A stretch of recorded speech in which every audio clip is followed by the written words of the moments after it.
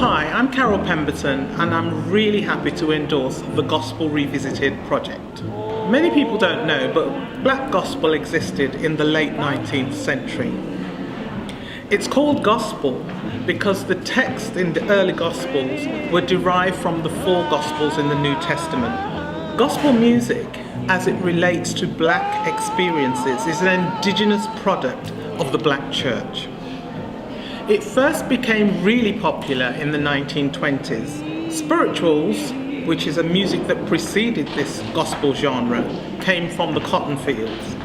But gospel was developed in urban settings when black people moved from rural areas into cities.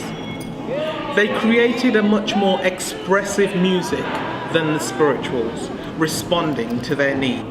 It was very different to traditional white gospel songs. It was improvisatory and it often had musical accompaniment. Its growth was amongst poor black people. Some people say it was developed in the ghettos, and others will say it developed through storefront churches. That was really because the larger, more sophisticated church movements like the Baptists and the Methodists, they didn't readily accept this new gospel form.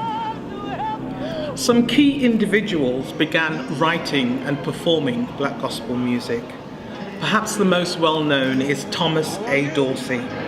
He often cites Dr. Charles A Tindley as somebody he really looked up to. And both of those writers were influenced by the old hymns of Dr. Watts. You may know Dr. Watts for hymns like When I Survey the Wondrous Cross and Joy to the World. Thomas A Dorsey, his first hit as a gospel writer was If You See My Saviour, Tell Him That You Saw Me.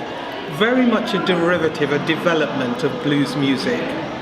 But he will long be remembered most for Precious Lord, Take My Hand. Another prolific hymn writer of that time is Fanny Crosby. She was blind shortly after birth, but she wrote over 8,000 hymns. Some of my favourites of hers are All the Way My Saviour Leads Me, Blessed Assurance that all of us have sung at some point in church, Close to Thee, He hideth my soul, I am thine, O Lord, draw me nearer. Near the cross, pass me not, O gentle Saviour. How many of us got saved to that? Safe in the arms of Jesus, Saviour more than life to me, and to God be the glory.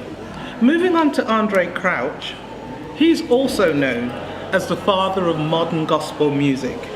He was a vocal arranger, a songwriter, a choir leader, and a pastor. He had too many hits to mention, and everybody has a favourite. The blood will never lose its power. It's gonna rain if you're funky. And soon and very soon, which church choir hasn't sung that? And Jesus is Lord, and Take Me Back. So many more to come. He worked on many choral arrangements that people aren't perhaps aware of.